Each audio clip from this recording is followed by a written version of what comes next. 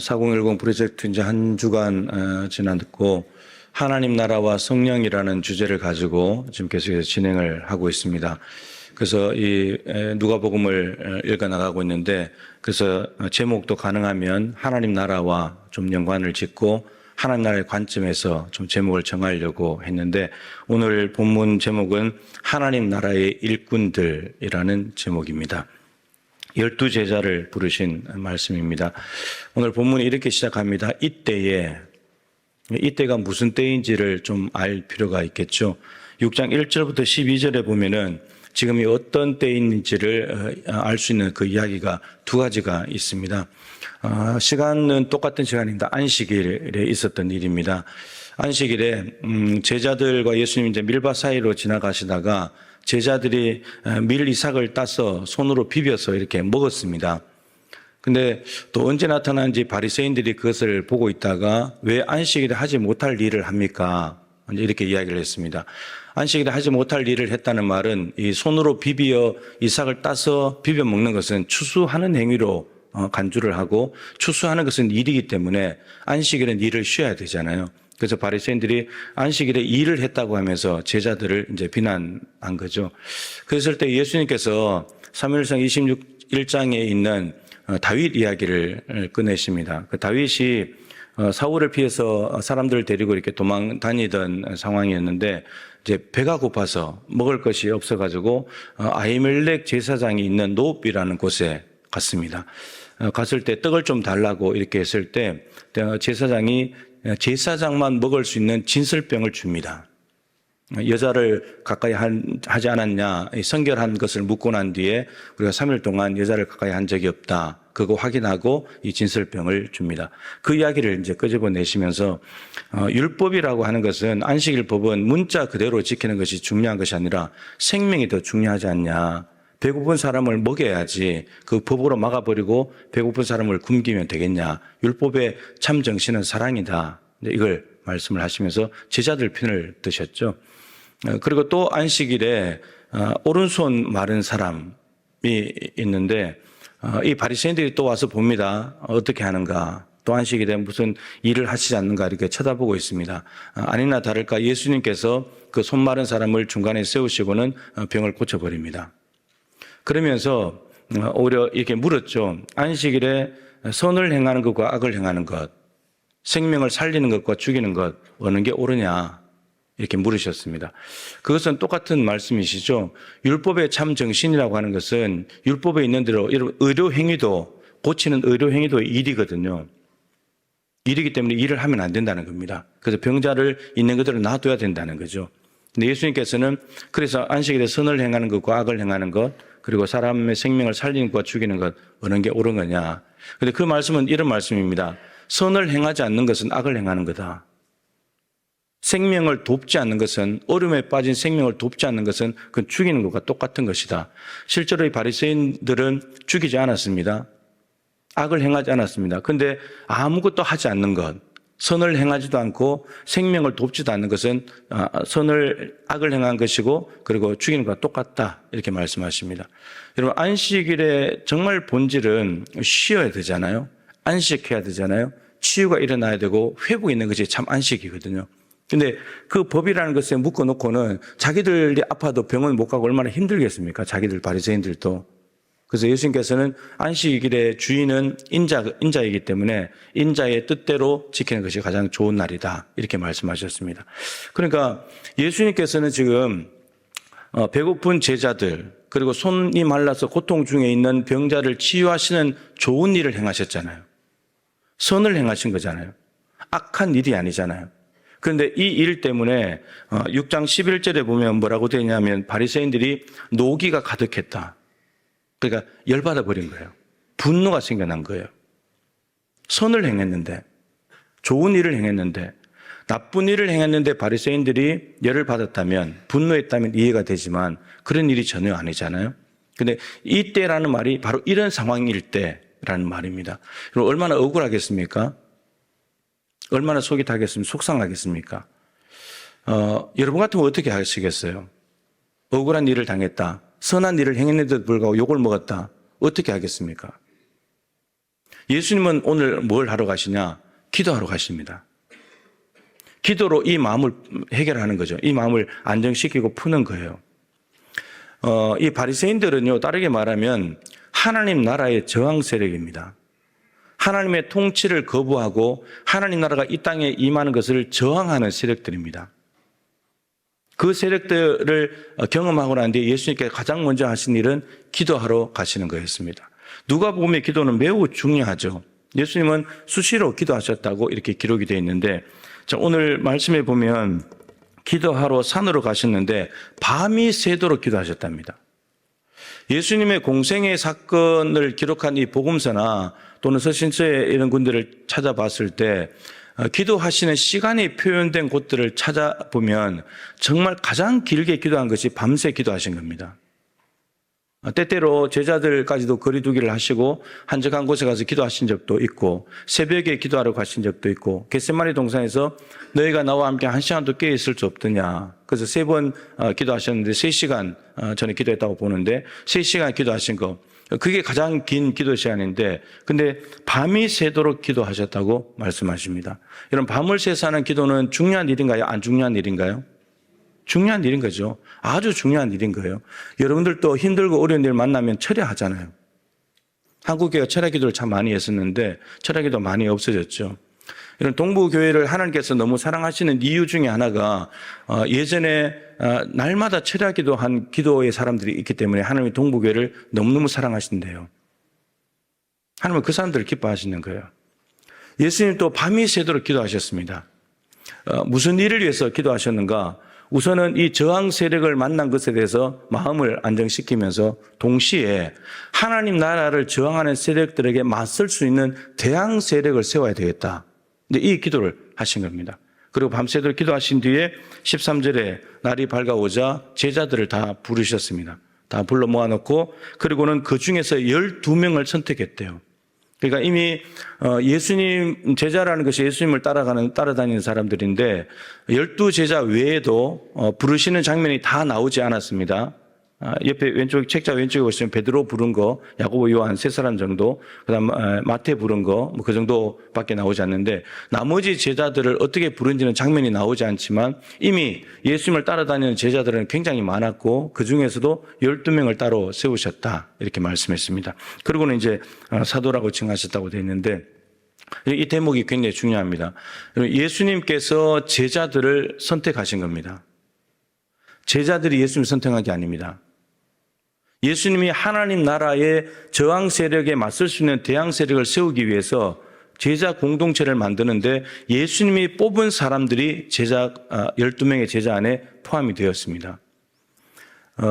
신명기 7장 6절부터 8절에 보면 하나님께서 모세를 통해서 말씀하시죠. 너희들을 세계 만민 가운데서 선민, 선택한 백성, 성민, 거룩한 백성으로 뽑은 것은 다만 하나님께서 너희들을 기뻐하심으로, 이스라엘 백성을 기뻐하셨기 때문에, 그리고 사랑하시기 때문에, 이유는 그겁니다. 이스라엘 백성들에게 하나님이 선택할 만한 조건을 가지고 있지 않다는 말입니다. 오로지 하나님께서 이스라엘 백성들을 사랑하셨기 때문에, 기뻐하셨기 때문에 선택했다는 겁니다. 그리고 요한복음 15장 16절에도 예수님께서 제자들에게 너희가 나를 택한 것이 아니고 내가 너희를 택했다라고 분명히 말했습니다. 평행 본문인 마가복음 3장에 가면 예수님께서 자기가 원하는 자들을 부르시니 나온지라. 예수님께서 원하신 사람들을 불렀다는 겁니다. 제자들이 원해서 온 게 아니에요. 예수님께서 원하신 자들, 베드로 우리 어제 보셨지만 내가 너로 사람 낚는 어부가 되게 할 것이다. 이제 네가 사람을 취할 것이다. 예수님이 베드로를 불렀는데 베드로가 따라온 겁니다. 베드로가 먼저 따라가겠다고 한 게 아니잖아요. 여러분, 이것이 은혜의 시작 지점입니다. 여러분들이 교회에 와 있는 이유는 여러분들이 원해서가 아닙니다. 하나님께서 여러분들을 원하셨기 때문에 온 것입니다. 이게 시작입니다. 여러분, 이 시작을 절대 잊으면 안 됩니다.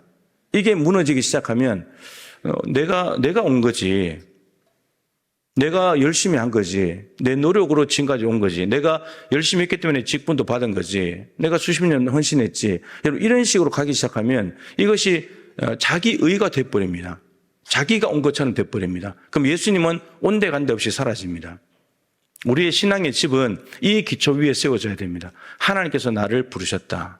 하나님께서 나를 부르셨다. 나를 선택하셨다. 여기부터 시작해야 됩니다. 여러분, 이것이 절대로 흔들리면 안 됩니다. 무엇과도 바꿀 수 없습니다. 바꾼다고 해도 바꿔지는 사실이 아닙니다. 하나님께서 우리를 선택하시고 우리를 사랑하셨기 때문에 불러주신 것입니다. 우리에게 하나님의 선택을 받을 만한 조건은 아무것도 없습니다. 그럼 착각하지 마십시오. 절대 착각하면 안 됩니다. 우리는 죄인 중에 괴수일 뿐입니다. 누가 죄인을 기뻐서 사랑해서 부릅니까? 하나님 외에는 그렇게 할 사람이 없습니다. 자, 이제 그렇게 시작이 돼서 제자들을 불렀는데, 근데 제자들을 불러서 오늘 누가복음은 조금 앞서가는 경향이 있는데 사도라고 이미 불러버립니다. 사도라고. 사실은 제자라는 용어가 있다가 나중에 가서 이제 사도행전에 가면 이제 사도라는 이름이 나고 이렇게 가는데, 서서히 그렇게 가는데 이미 사도라고 이제 부르면서 사도행전이 누가의 두 번째 책이니까 이미 연결시켜서 지금 이야기를 하고 있습니다. 자, 제자를 사도라고 불렀는데, 사도라고 하는 말은 보내심을 받은 자라는 뜻이죠. 보내심을 받은 자. 그러면 보내는 분이 있고 보냄을 받은 사람들은 제자들입니다. 이 보낸다고 하는 말은 많이 말씀드렸지만 목적이 있는 보내심, 아포스톨로스라고 하는 말이 목적을 가지고 보내는 겁니다. 제자들 뽑으신 이유가 뭐라 그랬죠? 하나님 나라의 저항 세력에 맞서서 하나님 나라를 확장시켜 나갈 일꾼들, 그 사람들입니다. 하나님 나라를 위해서 예수님께서 제자들을 뽑으신 거예요. 여러분, 오늘 이제 제자들이 12명 명단이 나오는데요. 이 제자들은 예수님께서 하나님 나라를 위한 일꾼으로 뽑으셨는데, 이 뽑으신 일꾼들 이제 이름만 나오지만 이렇게 보면요, 어부들이에요. 물고기 전문가들입니다. 바다의 전문가들이에요. 그리고 이 안에는 마태가 있습니다. 마태는 세리잖아요. 이 로마가 이스라엘을 압제하고 있는데, 압제하고 있기 때문에 세금을 이제 걷어가야 되는데, 그 세금을 거두기 위해서 마태와 같은 세리, 삭개오 같은 사람들을 중간에 이제 권력으로 이용을 하는 거죠. 그래서 이 사람들은 현실주의자들이에요. 현실적으로 봤을 때 지금 이 시대, 로마가 압제하고 있는 시대를 살아갈 수 있는 방법은 로마에 빌붙어서 살아가는 방법, 요 시기를 지나갈 수 있는 기회를 삼는 거죠. 기회주의자예요. 그래서 로마의 권력을 등에 업고 자기 민족 이스라엘 백성들의 피를 빨아먹는 거죠. 세금을 더 많이 걷어가지고 로마에 갖다 주고 자기 주머니를 챙기는 이 현실주의자, 이런 사람이에요. 여기는 15절 끝에 보시면 셀롯이라는 시몬이 나옵니다. 이 셀롯은 열심당이에요. 열심당. 이 사람들은 칼을 들고 다니는 사람들입니다. 왜 칼을 들고 다니냐? 이스라엘이 지금 로마로부터 압제를 당하기 때문에 무력으로 로마로부터 이스라엘을 독립시키려고 하는 무력에 목숨을 건 사람들이에요.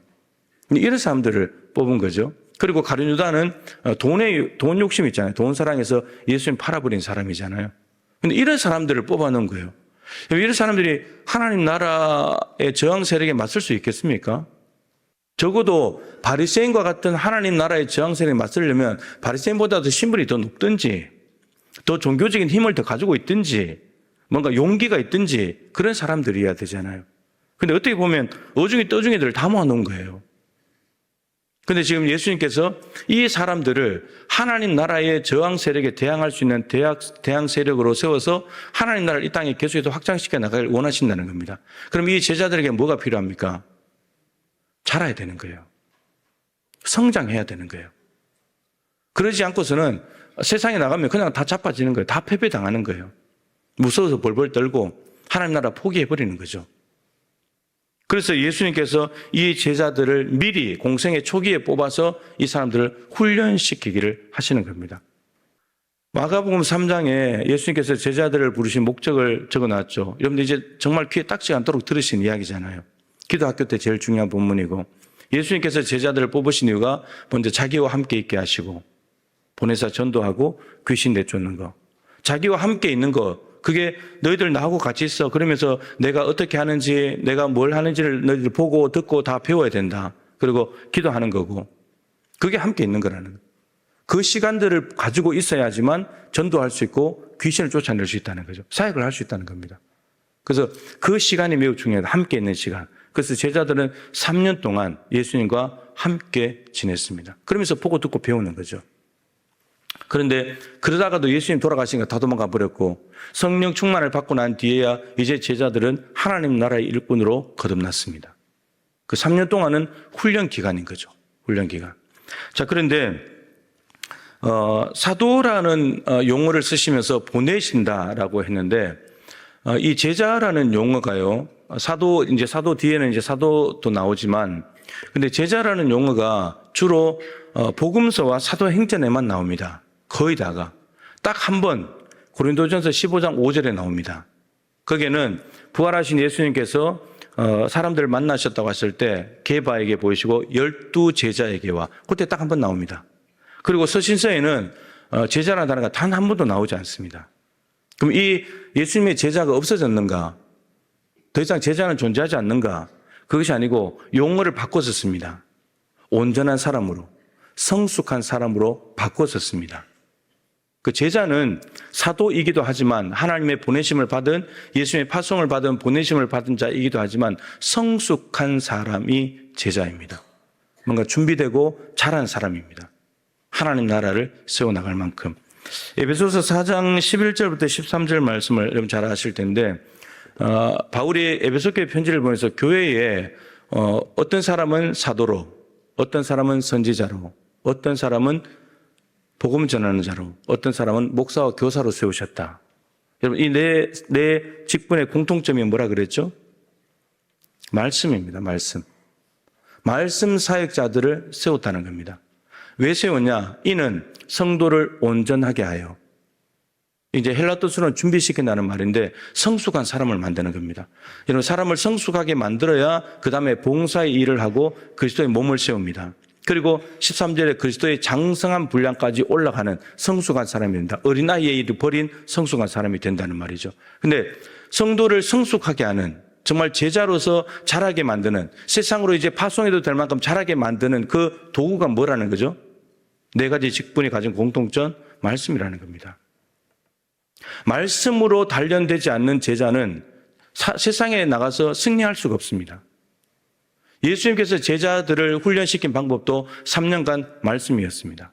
그리고 부활하신 뒤에 40일 동안 우리 4010 프로젝트 하고 있는데 그 첫 번째 40일 동안 하나님 나라의 일을 말씀하시니라 또 말씀 교육을 하신 겁니다. 3년 동안 말씀 교육 하셨는데 40일 단기 속성 코스로 또 40일 동안 집중적으로 하나님 나라에 대해서 말씀하신 겁니다. 말씀으로 제자들을 키우고 있다는 거죠. 여러분 농사 일을 하려면 농사에 대한 지식이 많으면 됩니다. 장사하려면 시장의 시세를 알면 되고 직장에 다니려면 직장의 일을 전문적으로 알면 됩니다. 그런데 하나님 나라의 일은 말씀이 없이는 이루어질 수 없습니다. 왜냐하면 하나님 나라는 하나님의 말씀이 통하는 나라이기 때문에 하나님 말씀으로 세워지는 나라이기 때문입니다. 하나님 나라를 모르면 하나님 나라의 일꾼이 될 수 없고 하나님 나라를 건설해낼 수가 없습니다. 하나님 말씀이 중요합니다. 디모데후서 3장 14절부터 17절에도 바울이 디모데에게 편지를 보내면서 너는 배우고 확실한 일에 거해라. 너 배운 대로 네가 확실한 일에 거해야 된다. 누군가가 가르쳤다는 말이죠. 배웠다는 말은. 가르침을 받은 겁니다. 디모데도 가르침을 받아서 배우고 확실한 일에 거해야 된다. 디모데는 무엇보다도 에베소 교회 목회를 하고 있었기 때문에 매우 중요한 인물입니다. 그러면서 또 어려서부터 네가 성경을 알았나니 성경에는 구원에 이르게 하는 지혜가 있다. 성경 말씀을 자꾸 보고 읽고 들으면 구원을 얻는 그 길이 안에 있다는 것이죠. 그러면서 모든 성경은 하나님의 감동으로 된 것으로 교훈과 책망과 바르게 함과 의로 교육하기에 유익하다. 이 말씀 안에 있는 내용들이 뭐냐? 교훈하는 것도 있고 책망하는 것도 있고 바르게 하는 것도 있고 의로 교육하는 것도 있다. 근데 왜 이런 내용들을 하나님이 적어 놓으셨냐? 이는 하나님의 사람으로 온전하게 하기 위해서. 하나님의 사람으로서 하나님의 일을 할, 하나님 나라를 세워갈 성숙한 준비된 사람이 되기 위해서는 말씀을 가지고 때로는 교훈도 받고 때로는 책망도 받고 때로는 바르게 내가 굽은 길을 가고 있으니까 바르게 하는 것도 이 길로 가야 돼. 좀 지시도 받고 의로 교육도 받고 이렇게 해서 말씀으로 다듬어지고 빚어지고 정건과 같이 된 사람이 하나님 나라의 일을 할 수 있다는 겁니다. 그 뒤에 온전하게 선한 일을 행할 능력을 갖추게 하는 거다. 선한 일, 선한 분은 하나님밖에 없기 때문에 선한 일은 하나님이 원하시는 일, 기뻐하시는 일입니다. 그 일이 하나님 나라를 이루는 일이라면 우리가 말씀으로 준비되지 않으면 하나님의 사람이 되지 못하면 하나님 나라를 이루는 선한 일은 꿈도 못 꾸는 거죠. 말씀입니다. 말씀으로 다듬어진 사람만이 일꾼이 될 수 있습니다. 그리고 또 하나는 기도입니다. 오늘 말씀도 가르쳐 주잖아요. 예수님께 제자를 뭐 하시면서 뽑았죠? 기도하시면서 뽑았잖아요. 그래서 늘 기도하시는 모습을 제자들에게 보여줬습니다. 여러분, 기도와 말씀입니다. 기도와 말씀. 에베소서 6장에도 보면 하나님의 전신갑주를 다 이야기하고 난 뒤에 영적 전쟁에서 이길 수 있는 방법은 성령 안에서 무시로 항상 깨어서 기도하는 거다. 여러분, 하나님의 전신갑주가 이게 작동이 잘 되는 방법은 기도라는 겁니다. 기도해야 하나님의 전신갑주가 잘 작동이 돼서 하나님 나라를 저항하는 세력들을 맞설 수 있다는 겁니다. 사무엘도 기도하기를 쉬는 죄를 결단코 범하지 않겠다. 그렇게 하면서 세운 공동체가 뭐였습니까? 라마나의 공동체잖아요. 라마나의 공동체.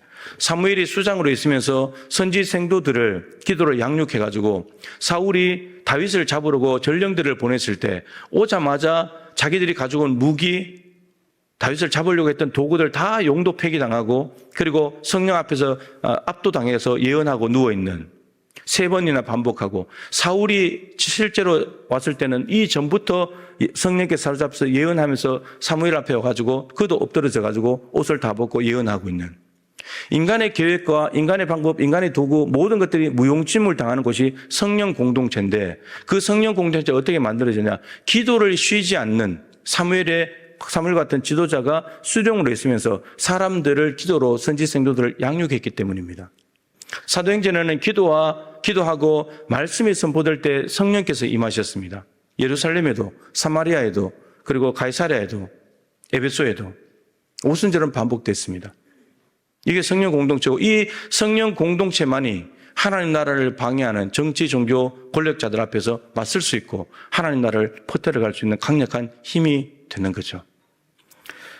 하나님의 사명을 받아서 하나님 나라를 건설하는 사람들은 모두가 다 훈련받은 사람들입니다. 요셉 13년간 훈련받았습니다. 다윗 사울을 피해서 다니면서 10년간. 이스라엘 백성들은 광야 40년 말씀으로 사는 법을 훈련했지만 다 엎드러졌습니다. 순종하지 못했기 때문에. 훈련받지 못했기 때문에. 그래서 여호수아와 갈렙만 가나안 땅에 들어갔습니다. 그리고 제자들은 3년 훈련받았고 성령 강림절을 통해서 아까 말씀드린 대로 놀랍게 변화돼서 정말 여전히 예수님 당시의 바리새인들과 정치 지도자들 다 살아있었지만 로마의 권력이 여전히 살아있었지만 제자들은 전혀 다른 사람이 되어서 그들에 맞서면서 하나님 나라를 이루어 나가는 예수님이 가지고 오신 하나님 나라를 계속해서 계승해서 이어받는 사명자들이 되었습니다. 여러분, 하나님께서는 우리 일 하라고 부르신 것이 아닙니다. 내 일 좀 하라고. 네 나라, 네 영역 확장시키지 말고 하나님 나라를 확장시키라고. 우리가 하나님 나라를 확장시키는 하나님의 사람이 되기 위해서는 기도와 말씀으로 끊임없이 담금질하고 연단하고 훈련받고 점검같이 나올 때만 하나님이 쓰시기에 편한 사람이 됩니다. 여러분, 이 시대에도 요셉, 다윗, 여호수아, 갈렙 이런 사람들이 일어난다면 하나님 나라가 거세게 확장되지 않겠습니까?